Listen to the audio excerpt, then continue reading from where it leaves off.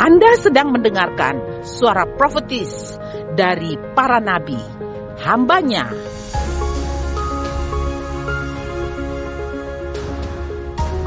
Dengarkanlah dan lakukanlah perintah Tuhan melalui para nabi, maka engkau akan berhasil. Selamat mendengarkan. Baik, shalom jemaat Tuhan yang diberkati. Hari ini kita akan sama-sama belajar tentang 6 alasan mengapa pentingnya kita berdoa.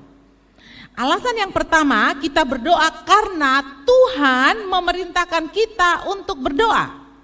Jadi kita tidak berdoa karena kita mau, kita tidak berdoa karena ada program doa di gereja, tetapi kita berdoa karena Tuhan perintahkan kita untuk berdoa. Dan ayatnya ada di Lukas 18 ayat 1. Mari kita baca bersama-sama Lukas 18 ayat 1. Yesus mengatakan suatu perumpamaan kepada mereka untuk menegaskan, sama-sama kita berkata sama-sama bahwa mereka harus selalu berdoa dengan tidak jemu-jemu. Di situ ada kata Yesus menegaskan. Nah, kalau kita menegaskan sesuatu itu berarti penting. Menegaskan itu adalah suatu perintah. Jadi betul Tuhan memerintahkan kita untuk berdoa. 1 Tesalonika 5 ayat 17 berkata, tetaplah berdoa. Tetaplah berdoa dalam segala situasi. Filipi 4 ayat 6 di situ dikatakan, janganlah, sama-sama kita baca, janganlah hendaknya kamu khawatir tentang apapun juga, tetapi nyatakanlah dalam segala hal keinginanmu kepada Allah dalam doa dan permohonan dengan ucapan syukur. Jadi ada 3 hal yang Tuhan ingin kita lakukan, yaitu kita berdoa, kita melakukan permohonan, dan kita mengucap syukur. Ini perintah Tuhan. Bapak Ibu yang diberkati Tuhan, kita lihat lagi 1 Timotius 2 ayat yang pertama. Demikian, pertama-tama aku menasihatkan, naikkanlah permohonan doa, syafaat, dan ucapan syukur untuk semua orang. Jadi ini yang Tuhan memerintahkan kita sebagai orang Kristen. Banyak kali kita tidak mau berdoa karena kita pikir begini, Tuhan kan maha tahu. Tanpa berdoa pun Tuhan bisa kasih apapun. Tuhan maha mengetahui segala sesuatu. Biar kita tidak berdoa pun Tuhan sudah tahu dan Tuhan akan beri. Padahal Tuhan memerintahkan kita untuk berdoa. Bukannya Tuhan tidak maha kuasa, bukannya Tuhan tidak tahu apa yang kita butuhkan, tapi Tuhan ingin mendengar suara kita. Bahwa suara saya dan saudara-saudara itu hanya ada satu di dunia. Saya ingat beberapa waktu yang lalu, waktu Tuhan mengajarkan kita dalam jemaat ini, bahwa suara kita adalah alamat kita. Di mana kita memperdengarkan suara kita? Di lingkungan apa kita memperdengarkan suara kita? Selama rentan waktu berapa lama setiap kali kita mendengarkan suara kita? Itu sangat penting, karena di situ menunjukkan alamat kita. Jadi kalau kita sering berdoa, maka alamat kita ada di hadirat Tuhan. Karena itu Bapak Ibu yang diberkati Tuhan, Tuhan menasihatkan kita untuk kita harus terus-menerus berdoa, tetap berdoa. Di dalam Efesus 6 ayat 18, dalam segala doa dan permohonan, berdoalah setiap waktu di dalam roh, dan berjaga-jaga di dalam doamu itu dengan permohonan yang tak putus-putus untuk segala orang kudus. Dikatakan dalam segala doa dan permohonan, berdoa setiap waktu. Ini bukan berarti kita malas, kita tidak bikin apa-apa lah, kerja hanya berdoa saja. Bukan, tapi hidup kita adalah doa. Jadi pastikan apapun yang kita lakukan, itu kita lakukan karena kita sedang berdoa kepada Tuhan. Jadi Tuhan bilang tetaplah berdoa itu supaya bukan kita bermalas-malas alasan. Woi keluar su, mama kau tuh masih berdoa. Woi ini piring dong nih, batasiran bosan dicuci kok, kotong masih berdoa. Bukan itu yang Tuhan maksudkan. Yang Tuhan maksudkan bahwa hidup kita itu adalah doa. Matius 26 ayat 41. Berjaga-jagalah dan berdoalah supaya kamu jangan jatuh ke dalam pencobaan. Roh memang menurut, tetapi daging lemah. Nah, di sini dikatakan gini, berjaga-jaga dan berdoa supaya kamu jangan jatuh ke dalam pencobaan. Pernyataan ini setiap hari kalau saya berdoa, pasti saya akan berdoa doa Bapa kami. Karena di dalam doa Bapa kami itu Yesus mengajar kita berkata, Bapa kami di surga, janganlah bawa kami ke dalam pencobaan, tetapi lepaskanlah kami daripada yang jahat. Itu doa favorit saya. Doa apa saja saya pasti pakai doa, juga doa Bapa kami. Jadi di situ ayatnya dikatakan berjaga-jaga di dalam doa setiap waktu. Coba minta tolong dikeluarkan lagi Matius 26 ayat 41. Berjaga-jaga berdoa supaya kamu jangan jatuh dalam pencobaan. Bapak Ibu, Alkitab dikatakan hari-hari ini jahat. Karena itu kita mesti berjaga-jaga dan berdoa supaya kita jangan jatuh dalam pencobaan. Berarti hidup kita ini penuh dengan pencobaan, betul ya? Apapun yang kita sedang alami dalam hidup ini, begitu kita bangun tidur sampai nanti kita matanya terpejam lagi, maka kita masuk di dalam suatu kancah yang namanya pencobaan. Nah, di situ Tuhan mengatakan kepada kita, roh memang penurut. Kenapa roh itu penurut? Karena roh itu Allah sendiri. Jadi yang di dalam kita itu adalah roh Allah, dan roh Allah itu penurut. Tetapi dikatakan daging lemah. Daging itu adalah jiwa kita. Daging itu adalah pikiran, perasaan, dan kehendak. Ada keinginan daging, keinginan mata, dan keangkuhan hidup. Daging itu lemah, jiwa kita itu lemah. Makanya beberapa waktu yang lalu firman Tuhan di tempat ini Roh Kudus berkata kepada kita, roh memberitahukan, jiwa memutuskan, tubuh melakukan. Jadi kalau jiwa itu tidak mengizinkan roh itu memanifestasikan dalam tubuh kita, maka roh akan tetap diam dan tenang. Karena itu kenapa Tuhan berkata di dalam Matius 26 ayat 41. Dia bilang kamu berdoa karena roh itu penurut tetapi daging lemah. Nah, ini perintah Tuhan. Jadi kalau kita gagal untuk berdoa, maka kita masuk di dalam satu dosa ketidaktaatan.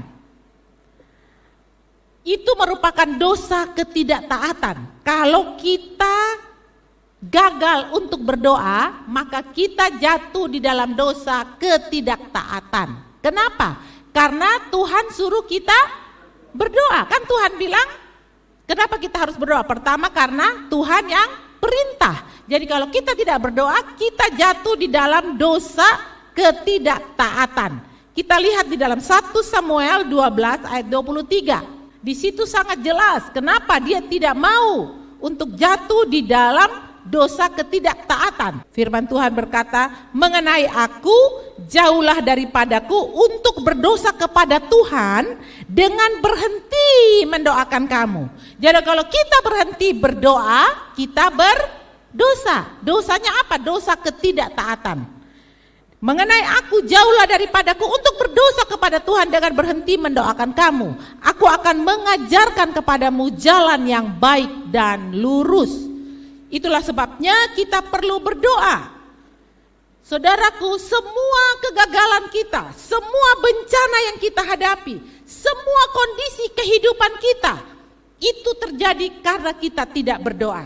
Dan kita gagal berdoa, makanya ada bencana-bencana.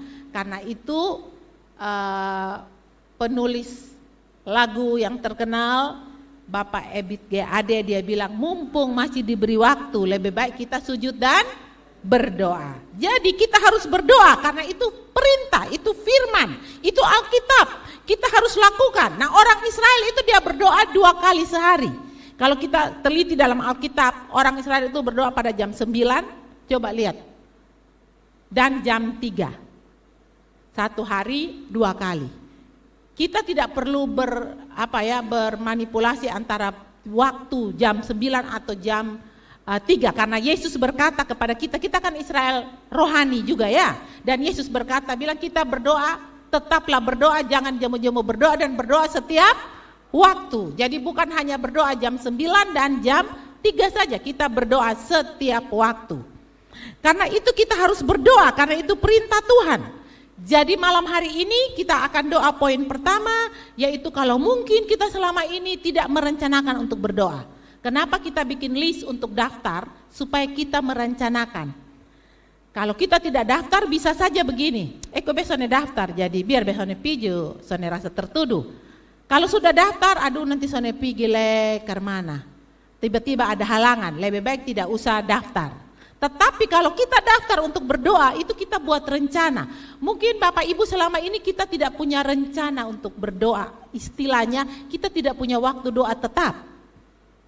Kita harus punya komitmen untuk berdoa. Sebab kalau kita bukan orang-orang yang berdoa, maka kita masuk di dalam dosa apa tadi? Ketidaktaatan. Karena itu poin yang pertama. Sebelum kita masuk ke poin kedua, mari kita sama-sama akan berdoa. Masing-masing orang saya beri kesempatan bersekutu dengan Tuhan, berbicara dengan Tuhan. Mungkin kita beberapa waktu ini lelah, tidak berdoa, ada banyak masalah. Tuhan sudah suruh kita berdoa, tapi tiba-tiba kita tidak berdoa. Mari kita sama-sama doa.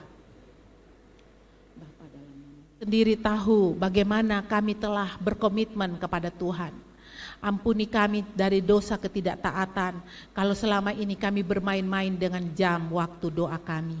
Kalau selama ini kami berpikir toh berdoa sudah sekian lama Tuhan belum jawab doa. Padahal Tuhan tidak pernah tidak jawab doa. Karena itu Tuhan, iblis datang mencobai kami untuk jatuh dalam berbagai-bagai macam pencobaan sehingga kami tidak berdoa. Ampuni kami Victor Life Community, ampuni kami secara pribadi, ampuni keluarga kami. Kalau kami pun tidak ada mesbah doa di rumah kami. Mungkin kami punya banyak alasan, mungkin kami sibuk. Tuhan, tapi malam hari ini Tuhan sudah mengajarkan kami untuk kami mendengar bahwa ini perintah untuk kami harus tetap berdoa. Sebab kalau kami tidak berdoa, kami masuk di dalam dosa ketidaktaatan. Karena itu Samuel berkata, jauh daripadaku untuk berdosa kepada Tuhan dengan tidak berdoa kepada kamu, untuk kamu. Mari Tuhan, biarlah roh doa itu bernyala-nyala. Saya katakan biarlah rohmu bernyala-nyala dan layanilah Tuhan. Biarlah api doa itu Tuhan, roh doa itu dibangkitkan bagi kami. Dalam nama Yesus, terima roh kebangkitan di dalam doa. Kami mau menerima roh kebangkitan untuk kami berdoa. Berdoa sungguh-sungguh Tuhan. Berdoa dengan tidak jemu-jemu Tuhan. Tetaplah berdoa supaya kami tidak jatuh dalam berbagai pencobaan. Kami berdoa untuk berjaga-jaga atas jiwa kami ya Tuhan. Supaya jiwa kami dapat memutuskan untuk melakukan firman-Mu, untuk melakukan kehendak-Mu. Sebab kami tahu daging ini lemah tetapi roh penurut. Karena itu kami mau berdoa Bapa. Terima kasih ya Tuhan, terima kasih Bapa. Dalam nama Yesus. Poin kedua saudara, kenapa kita perlu berdoa? Karena doa adalah cara Tuhan untuk kita menerima sesuatu. Kenapa selama ini mungkin kita tidak menerima sesuatu? Karena mungkin saja waktu kita berdoa kita sudah capek karena rasa-rasa kok Tuhan belum jawab-jawab, akhirnya kita berhenti. Padahal doa itu malaikat sudah bawa nih, pas malaikat mau kasih kita berhenti berdoa. Makanya kita tidak mendapatkan apa yang kita doakan. Kita lihat bersama-sama dalam Yakobus 4 ayat 2. Kamu mengingini sesuatu tetapi kamu tidak memperolehnya. Lalu kamu membunuh, kamu iri hati, tetapi kamu tidak mencapai tujuanmu. Lalu kamu bertengkar dan kamu berkelahi, kamu tidak memperoleh apa-apa karena kamu tidak berdoa. Jadi doa itu adalah cara Tuhan untuk kita menerima sesuatu. Tuhan bilang, kenapa kamu tidak menerima sesuatu? Karena kamu tidak berdoa. Padahal kita bilang, Tuhan saya sudah berdoa hampir 2 tahun, tapi belum ada jawaban. Bapak Ibu Saudara, Tuhan pasti kasih jawaban sama kita.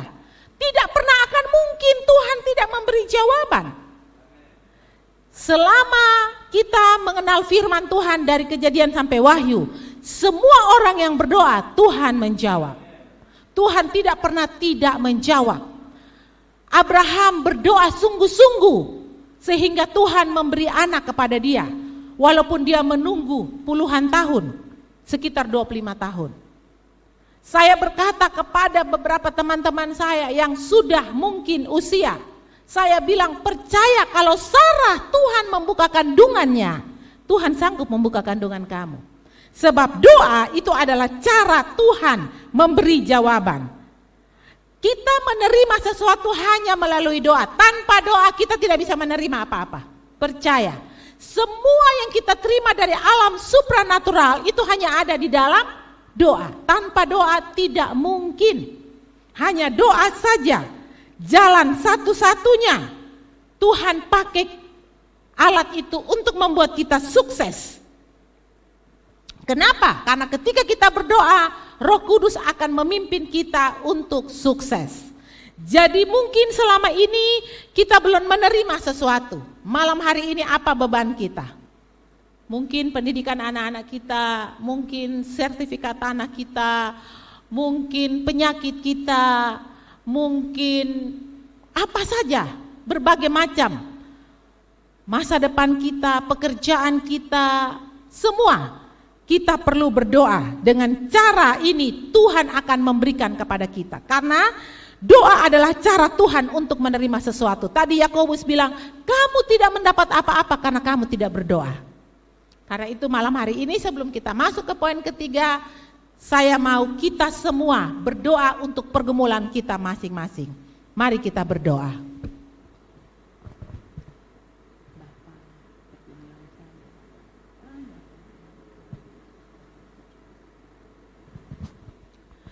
Terima kasih karena Tuhan menjawab doa kami lebih dari apa yang kami pinta dan doakan. Inilah pergumulan kami. Kami percaya Tuhan, kami terima karena kami sudah berdoa dalam nama Yesus. Poin yang ketiga, kita akan belajar bersama-sama. Kenapa kita perlu berdoa? Sebab doa adalah jalan Tuhan untuk kita mendapat sukacita dan sesuatu yang uang tidak bisa beli. Kenapa kita perlu berdoa? Karena Tuhan mau kita mendapat sukacita dan sesuatu yang uang tidak bisa beli. Mari kita baca di dalam Yohanes 16 ayat 24. Sampai sekarang kamu belum meminta sesuatu pun dalam namaku. Mintalah maka kamu akan menerima, supaya penuhlah sukacitamu. Kita tahu bahwa sukacita itu adalah sebuah emosi atau sebuah perasaan dari apa yang seseorang inginkan untuk dia miliki. Nah, bahagia itu berbeda dengan sukacita. Kita sudah bahas dalam ibadah hari Minggu kita, apa perbedaan antara bahagia dan sukacita. Kita ingatkan lagi bahwa bahagia itu datang dari luar, dari suasana, dari sesuatu yang menyenangkan kita, dari apa yang kita rindukan. Pokoknya sesuatu yang dari luar itu membuat kita bahagia. Kalau kita nonton film kita bahagia, suami kita baik dengan kita, kita bahagia. Anak-anak taat dengan kita, kita bahagia. Apalagi kita dapat hadiah, kita bahagia. Kita sukses, kita bahagia. Sesuatu yang datang dari luar itu bahagia. Tetapi sukacita itu berbeda. Sukacita itu sesuatu yang keluar dari dalam. Dari dalam keluar, sehingga sekalipun situasi tidak menentu, sekalipun kita tidak punya makan, sekalipun kita susah, sekalipun kita jalan dalam lembah-lembah kekelaman, sekalipun kita bercucuran air mata, tapi sukacita dari Tuhan adalah kekuatan. Jadi doa, saudara, itu memberikan kepada kita apa yang uang tidak bisa beli. Uang tidak bisa beli sukacita. Uang bisa beli bahagia. Tapi uang tidak bisa beli sukacita. Doa membuat kita menerima semua yang Tuhan sudah janjikan kepada kita, yang menurut manusia itu tidak mungkin. Saudara, semua di dunia, semua yang ada di dunia ini bisa dibeli dengan uang.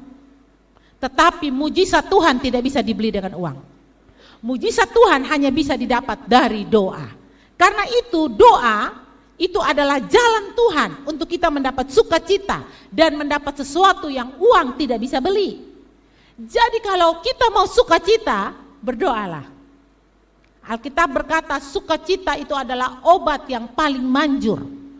Karena hati yang gembira adalah obat yang manjur. Jadi sekali lagi sukacita itu dari dalam keluar. Tetapi bahagia itu dari luar ke dalam. Nah saudara, saya percaya kenapa kita perlu sukacita. Karena dunia ini tidak pernah punya sukacita. Dunia ini hanya punya kebahagiaan. Makanya kita bilang kalau kita hanya punya anak perempuan, tapi kalau kita punya anak laki-laki pasti kita bahagia. Tidak benar juga. Kita punya uang banyak pasti kita bahagia. Belum tentu. Karena ada banyak orang yang punya banyak uang tidak bahagia. Atau kita pokoknya kalau beta susah nih kontrak rumah kalau beta sudah punya rumah sendiri pasti beta bahagia. Belum tentu. Karena orang yang tidak punya rumah yang kos saja, dia bisa bahagia. Jadi itu semua kamuflase, itu semua tidak benar. Bahagia itu sesuatu yang dari luar. Bahagia itu sesuatu yang kita lihat dengan mata baru kita bilang bahagia. Tetapi saudaraku, kalau kita mau damai sejahtera sukacita seperti gelombang laut yang tidak pernah berhenti, seperti sungai yang tidak pernah berhenti mengalir, maka satu-satunya cara yaitu kita berdoa, tidak ada yang lain. Apa yang kita bisa beli dengan uang? Kita bisa beli kebahagiaan. Apa saja yang kita bisa beli dengan uang, kita bisa beli kebahagiaan. Tetapi sayang sekali, uang tidak bisa beli sukacita. Dan sukacita hanya bisa didapat dari doa. Dikatakan sukacita daripada Tuhan adalah kekuatanku. Nah, hari-hari ini saudara, dunia sedang dilanda oleh satu suasana yang membuat tidak bahagia. Di mana-mana ada ketakutan, di mana-mana ada ancaman, di mana-mana ada bahaya. Saudara lihat di kota kita aja, tidak usah jauh-jauh. Saudara lihat di tangga-tangga kita aja, tidak usah jauh-jauh. Kenapa? Sekarang ini saudara kita sakit, kalau dulu kita pergi besukan, kalau dia masuk rumah sakit kita pergi besukan. Sekarang kita tidak berani, kita tidak mau. Kenapa? Kita bilang di rumah sakit kok ada corona. Saya enggak, kalau saya dengar orang ada opname, saya pergi. Pakai masker, saya pergi doa di rumah sakit. Masuk, tidak masalah.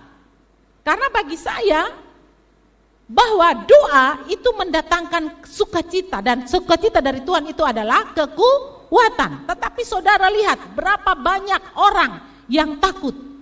Saudara pilek sedikit, bersin sedikit, dong sobat teriak dalam nama Yesus saya tolak. Ketakutan begitu melanda, karena itu malam hari ini kita akan berdoa bagi kota kita. Egois ada di mana-mana sekarang. Karena gara-gara ini corona. Gara-gara ini corona nih orang tidak peduli lagi. Alasan tidak mau datang ke rumah orang, alasan bilang ketong pikir nanti dong saya mau terima ketong. Nanti bilang ketong bawa virus. Dan macam-macam sekali. Jadi memang hari-hari ini seperti tadi Tuhan berkata kepada kita, iblis sedang bekerja keras untuk umat Tuhan tidak punya sukacita. Hanya kerjanya takut sehingga tidak konsentrasi untuk berdoa. Padahal Tuhan bilang kalau kita berdoa, apa yang tidak bisa beli dengan uang? Tuhan kasih. Saudara tahu, saya cerita, waktu musim corona sakit, adik saya itu sakit corona. Saya pergi ke rumahnya. Saya bilang oke, dia adalah istri kamu, tapi dia adalah adik saya. Jadi saya ambil ya, bawa ke rumah saya. Saya bawa dia ke rumah saya taruh dia di kamar belakang. Lalu saya ngurus sendiri dia. Sakit corona ini. Saya masak, saya buka pintunya mau makan apa. Tiap hari saya ngurus, saya doa, saya urus, saya masak. Sampai dia 2 minggu. Tapi sebelum 2 minggu, dites sudah sembuh. Dan setelah itu mereka heboh. Ibu Mel saya mesti PCR. Mari sini PCR. Tidak pernah ada virus. Karena sukacita itu bisa membeli apa yang uang tidak bisa beli. Uang bisa beli kesehatan? Tidak bisa. Tapi sukacita bisa beli kesehatan. Kenapa? Karena sukacita dari Tuhan adalah kekuatan. Sukacita adalah obat yang manjur. Jadi kalau kita melakukan dengan sukacita, kita punya imun tubuh itu sudah sangat kuat. Saya mengurus 2 orang yang sakit COVID di rumah, suami saya, anak saya yang dokter. Saya urus mereka. Setelah mereka sembuh, adik saya sakit, saya bawa lagi pergi di rumah. saya urus. Setelah dia sembuh, Eni sakit, saya urus. Jadi saya ahli dalam mengurus orang-orang yang sakit COVID. Saya masak kasih mereka, saya masuk di kamar mereka, saya semprot. Benar saudara. Jadi mari kita rajin berdoa. Sebab kalau kita rajin berdoa, sukacita datang dari Tuhan. Mari kita sama-sama, mungkin hari-hari ini Bapak Ibu, kita begitu takut dengan virus. Kita boleh waspada. Ingat, kita mengurus orang pun kita harus perhatikan protokol kesehatan. Bukan asal babi buta, bukan asal hantam-hantam saja. Tapi kita punya protokol kesehatan yang ketat. Kita punya sukacita dari Tuhan. Apa yang saudara sedang rindukan, yang uang tidak bisa beli, tapi doa bisa dapat. Kita akan berdoa bagi kota kita supaya tidak ada ketakutan. Kita berdoa untuk orang-orang yang egois, mementingkan diri sendiri, bahkan takut datang ke gereja karena takut ada corona. Tapi kalau jalan di pasar tiap hari tidak takut bahwa ada corona di pasar. Kita berdoa, mari kita angkat doa kita. Jemaat Tuhan, mari kita berdoa. Segala roh egois, roh mementingkan diri sendiri, roh-roh yang membuat tidak ada kasih menjadi tawar dan kasih menjadi hambar, tidak ada sukacita, kami ikat taklukkan kuasa-Mu dari jemaat ini di dalam nama Yesus Kristus Tuhan. Tuhan, kami berdoa, kami lepaskan sukacita dari Tuhan adalah kekuatan kami. Keberanian untuk percaya kepada Tuhan. Berani untuk datang bersekutu bersama-sama. Berani untuk membayar harga untuk doa. Supaya kami dapat menerima apa yang tidak mungkin uang beri kepada kami. Tetapi doa bisa memberi. Terima kasih Bapa dalam nama Yesus. Poin yang keempat, doa adalah jalan atau cara umat Tuhan keluar dari masalah. Filipi 4 ayat 6 dan 7, kita baca Filipi 4 ayat 6 dan 7, sama-sama kita baca. Janganlah hendaknya kamu khawatir tentang apapun juga, tetapi nyatakanlah dalam segala hal keinginanmu kepada Allah dalam doa dan permohonan dengan ucapan syukur. Damai sejahtera Allah yang melampaui segala akal akan memelihara hati dan pikiranmu dalam Kristus Yesus. 1 Petrus 5 ayat yang ke-7. Serahkanlah segala khawatirmu kepadanya sebab Ia yang memelihara kamu. Saudaraku, Tuhan begitu peduli tentang semua kondisi hidup kita. Semua kondisi hidup kita itu Tuhan sangat peduli. Dia tidak pernah tidak peduli. Jangan sampai kita pikir begini, hal-hal yang kecil sama. Sekecil apapun Tuhan itu peduli. Seperti tadi di 1 Petrus 5 ayat yang ke-7. Tuhan itu peduli. Kalau kita lihat Raja Daud dalam Alkitab, dia adalah seorang pribadi di Alkitab, satu-satunya pribadi dalam Alkitab yang bertemu dengan begitu banyak sekali masalah. Kalau kita baca ceritanya di 1 Samuel 30, di situ bagaimana dia diburu oleh oleh Raja Saul, bagaimana dia juga mau dibunuh oleh anaknya. Bagaimana dia menghadapi lari sana lari sini. Dia adalah pribadi yang banyak sekali mendapatkan masalah. Coba kita lihat ceritanya ini, kita baca aja 1 Samuel 30 ayat yang ke-6. Ya, di situ dari situ Daud menguatkan kepercayaannya kepada Tuhan. 1 Samuel 30 ayat yang ke-6. Itu yang digarisbawahi. Maksudnya dia bilang begini, Daud itu sangat terjepit. Rakyat mengatakan hendak melempari dia dengan batu. Saudara bayangkan, raja mau bunuh dia, anaknya musuh dia, rakyat lagi musuh sama dia. Dan waktu itu dia sangat terjepit. Seluruh rakyat itu telah pedih hati. Masing-masing mereka karena anaknya laki-laki dan perempuan. Tetapi Daud menguatkan kepercayaannya kepada Tuhan Allahnya. Maksudnya, tetapi Daud, itu di dalam terjemahkan yang lain dikatakan, tetapi Daud menguatkan kepercayaannya itu adalah Daud berdoa sampai dia terima kemenangan. Daud berdoa sampai dia terima kemenangan. Karena itu Tuhan bilang jangan jemu-jemu berdoa. Sekarang ini apa yang menjadi masalah saudara? Tuhan itu ada. Tuhan memiliki banyak sekali jalan keluar untuk kita. Kita lihat Daud itu sungguh memiliki banyak sekali masalah. Tetapi lihat Alkitab berkata Daud dilepaskan karena Daud berdoa. Daud berdoa. Yang kelima, doa adalah metode untuk membuka pintu bagi kesembuhan, bagi mujizat dan kuasa dari Roh Kudus. Ibrani 13 ayat yang ke-8. Yesus Kristus tetap sama baik kemarin maupun hari ini sampai selama-lamanya. Kisah Rasul 10 ayat 38.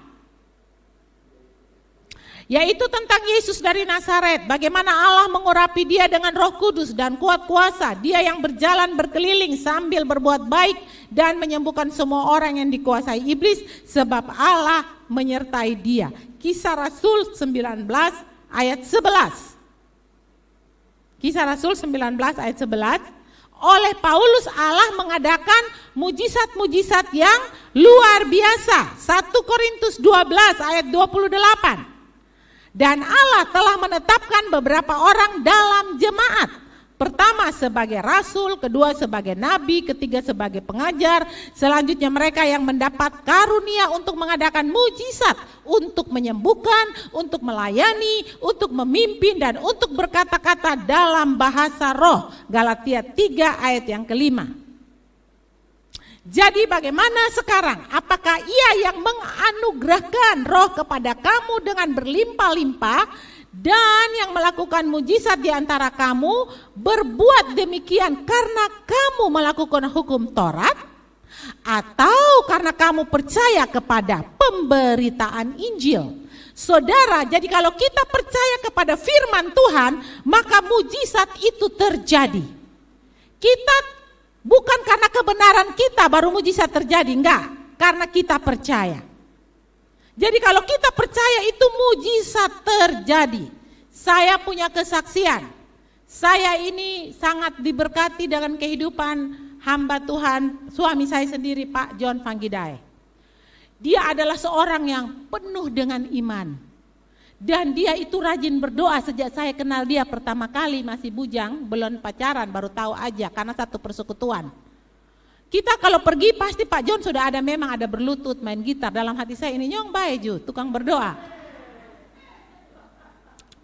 Dan setelah saya menikah, sampai sekarang saya punya cucu saudara. Ini saya sedang bersaksi. Dia tidak pernah tidak berdoa di pagi hari. Jam 5 dia sudah bangun dan berlutut. Saya sangat kagum. Jadi apapun yang sekarang saya sedang alami, Tuhan berkata kepada saya bahwa itu karena doa. Karena doa itu adalah satu-satunya metode yang Tuhan pakai untuk membuka pintu bagi kesembuhan, bagi mujizat, dan bagi kuasa dari Roh Kudus.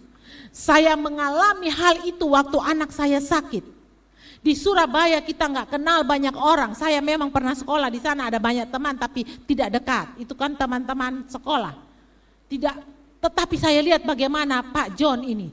Dia berdoa tak berkeputusan. Dan saya lihat mujizat terjadi di waktu libur, tidak ada orang, tidak ada mobil. Bahkan kantor untuk PMI Surabaya juga pasti tutup. Tapi dia bisa dapat darah sampai dokter-dokter heran, kok bisa dapat darah? Dokter bertanya kembali, kenapa saudara? Karena ada orang yang berdoa.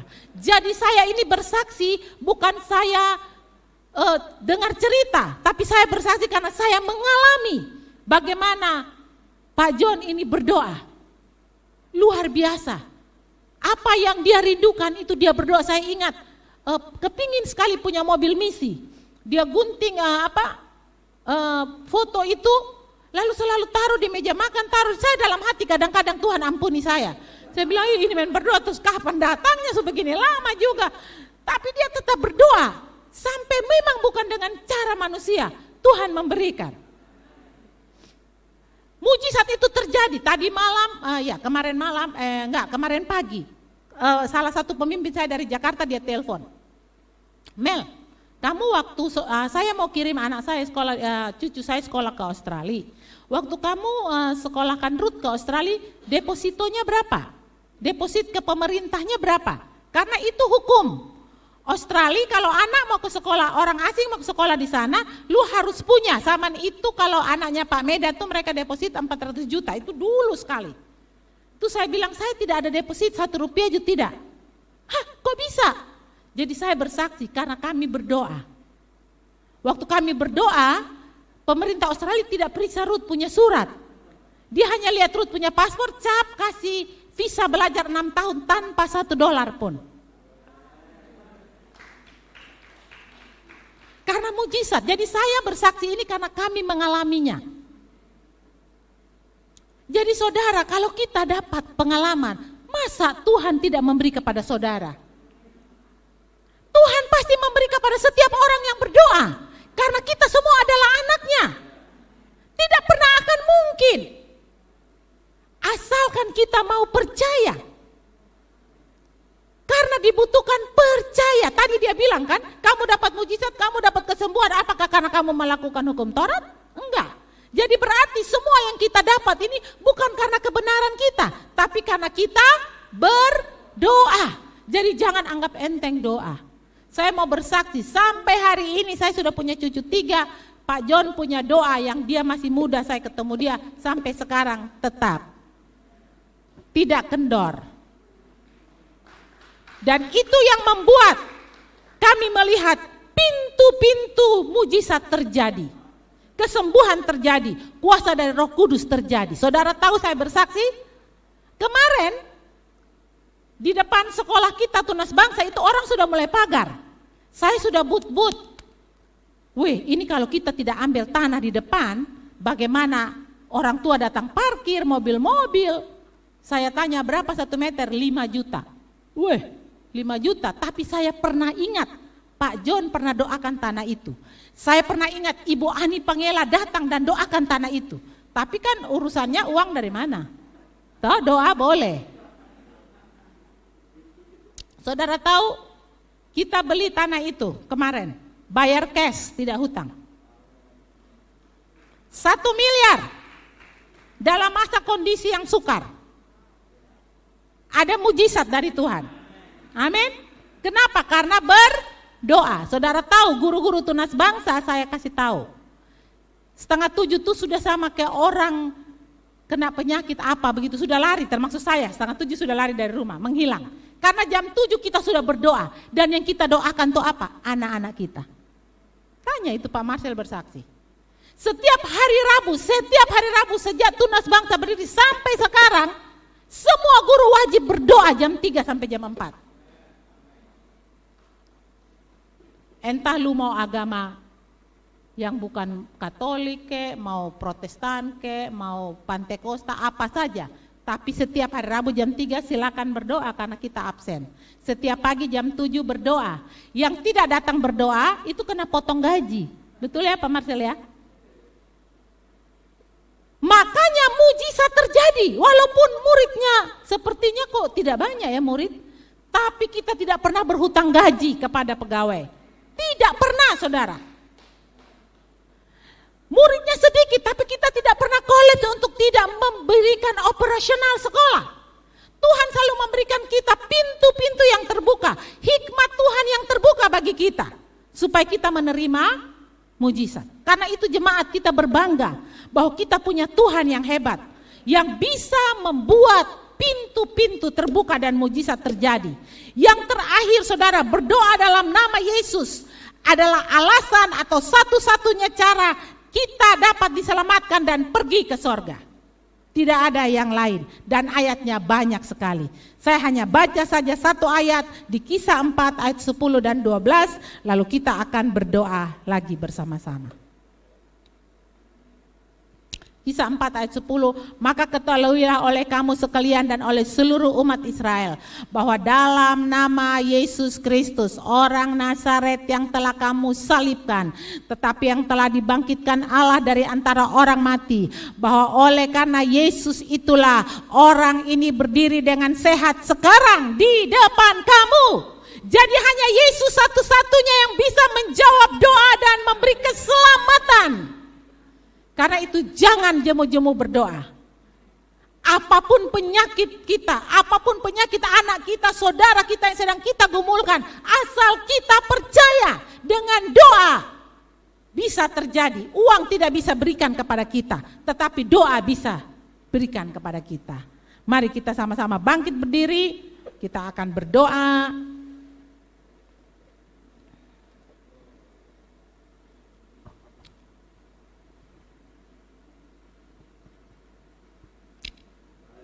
Kita akan berdoa untuk saudara-saudara kita yang sedang menderita sakit. Saudara, angkat suara kita berdoa untuk Sari Otemusu. Kita berdoa untuk anaknya Pak Daud Dawa. Ada mujizat, saudara. Kita berdoa, saudara, untuk orang-orang, saudara-saudara. Mungkin ada om kita yang sakit, tante kita yang sakit. Mungkin ada kenalan teman-teman kita yang sedang bergumul dan sakit. Kita berdoa ada mujizat, ada mujizat, ada mujizat.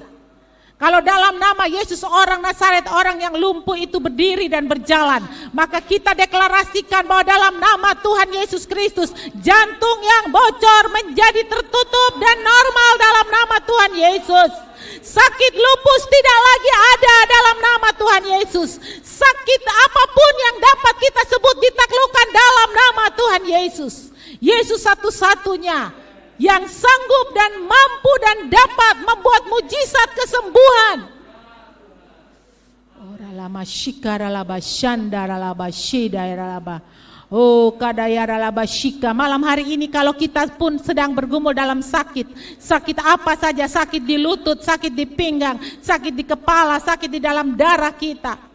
Sakit di mata kita, sakit di kaki kita, sakit dalam bagian apapun, percaya pandang kepada Yesus Kristus Tuhan kita yang sudah mengambil semua sakit penyakit di dalam tubuhnya dan dia sendiri menanggung semua sakit itu di dalam tubuhnya di atas kayu salib supaya kita yang percaya kepadanya oleh bilur-bilurnya menjadi sembuh.